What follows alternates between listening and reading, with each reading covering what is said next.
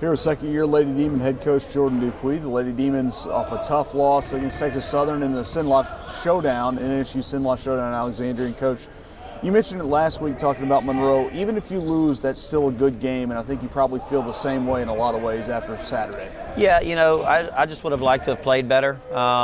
You know, you look at their statistics and what they usually do is they play about 19% zone. And wasn't expecting to see 40 minutes of it. In fact, once we won the tip and I saw first possession, they're in a 2-3 zone, I said, uh-oh. Because I'm still not confident in where we are with our zone offense and our ability to consistently shoot the perimeter shot. And, you know, you've got to still attack the middle. You got to play inside out against the zone, and we took way too many perimeter shots. And like I told the team, when a team opens up in zone, what do they want you to do? And they all responded, shoot perimeter shots. And I said, you played right into their game plan. You know, 3 for 28 is something that really I can't explain because a lot of those shots were open threes. We just couldn't get shots to fall. Pulled it to within, I believe, 8 with the ball with around 5 minutes to go and turned the ball over at the top of the key. So, you know, you could have actually pulled the game to within 5 there, and instead we turned the ball over, give up a layup, and it ended up being 10 and kind of took the wind out of our sails. But there were some good things to it. You know, we fought. The thing that I told them after the game is Texas Southern is a team that we are trying to get to be like them from the standpoint of consistency in postseason play. Their identity is on the defensive end. They're very physical team, especially down low.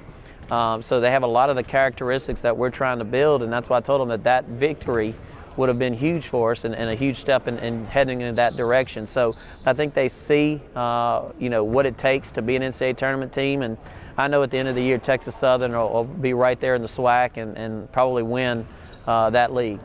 Well, you talk about the SWAC, and now you're going to go, and I got to ask you, when you look at the schedule here, it's 3 straight Texas teams and now 2 straight Big 12 teams. Did you and Greg Burke talk about something we need to know about? No, we didn't. It's just the way it worked out. You know, you have to do some things for your program financially, and so that's you know why we play these games. But you know, we also want to go out and we want to get our name out there, especially in the state of Texas, because there's so many great players there. And then you never know. You go out on the road, and I think you have to grow. No matter what the end result is, you have to see growth. You have to learn a lesson that you can take with you into conference. The good thing about those games too is you walk in and play in front of 4,000 or 5,000 people at Texas, number 2 team in the country. That'll change today, of course, but a top 10 team in the country, or a team like TCU. You play those teams on the road. You shouldn't be intimidated going to UIW. You shouldn't be intimidated going to Nichols, McNeese, you know, ACU, whatever it may be, because you've been battle tested. And that's what these games do for us. You want to play well, you want to implement a game plan, and you want to come out there feeling better about yourself. Joyce Kennerson from Texas Southern that you played on Saturday was the 2nd leading individual scorer in the country. Now you go to a Texas team that entered the weekend leading the country in scoring, and you and I kind of shared some jokes. You can't play with 6 players on the court. No. You can't always run 4 quarters on offense. How do you deal with a team like Texas? You know, unfortunately, we're going to have to go against what we want to usually do, and that's increased tempo. You know, we want to have as many possessions as possible. We want to press. We're going to have to do things that slow the game down, limit possessions, take time off the clock. You know, you worry about slowing it down and their defense always being set in the half court and making it tough for us to score. So we're going to have to pick and choose when we can run.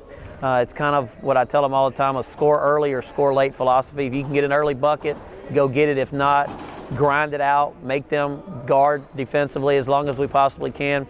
But if the possessions get up to about 80 to 85 possessions, they can hang up a triple-digit number. So we got to make sure that we slow it down, pick and choose our times to run, and make sure that they become a jump shooting team instead of what they really want to do, and that's penetrate, take you off the bounce, and pound it inside. Even though it's a great challenge, it's also a great venue, and I know there's a pretty special relationship between this program and that with AO down there. Yeah, AO is very special to us. You know, being a part of our program here, we're in constant contact with her, and you know, she wants to do everything she can to help support us and has done that. which is why we play this game every year. It helps us out as far as getting a lot of things done, what we need to do financially, and then having her help with alumni relations. She does a lot in getting former teammates back here. So just a great relationship. It's going to be good to get down there and hug her neck. And you know, the only time I don't cheer for Texas is when they play for us. Otherwise, I want her to do well, and she wants us to do well. You'll shift gears and go from Texas on Wednesday to TCU on Sunday. It's another Big 12 team, and much like Texas plays Southland teams, you mentioned it just a little while ago in your radio show, they played Southeastern, and what looked like was going to be a great game turned into a one-sided one in the second half. It was 50-45 at half, and I was very impressed with how Southeastern had hung in there with them. And then I believe the final score ended up being 112-58, so it was 62-13 second half. TCU just did a great job of shooting the basketball. They really did. Amber Ramirez ended with 9 3-pointers, big-time shooter out of, I believe, San Antonio. But they just do a great job playing inside and out. They got on a run. So hopefully, you know, going to take care of our game plan with Texas first and then move on to them. But we're going to have to keep them off balance, play both man and zone, press when we can, you know, just try and change it up. But it's going to be a tough test for us. Friends with a couple people on that staff, so it'll be good to see them as well. But again, it's something that we need to embrace, go play well, you know, learn what we can learn and use whatever that is to implement in our conference season when we go out on the road. Also, you mentioned getting out in the state of Texas, big for you, a lot of kids. Gabby Bell's from the Metroplex, Nia Randa, although she's hurt, from the Metroplex, a chance to go home, and also for Coach Parker to go kind of close to home. It is. You know, a lot of our girls are from that area, you know, Nautica Grant, Jocelyn Scott, you know, so we've got a lot of girls that are going to have a lot of people there. So we're going to try and do that, try and play in those areas. So not only is it special from a recruiting standpoint, but now those families don't have to drive 4 hours to come watch them play. They can drive 30 minutes and come watch them play. And, you know, it's going to be a special day for those girls, and I'm glad we can do that. All right, thanks, Coach. Thank you.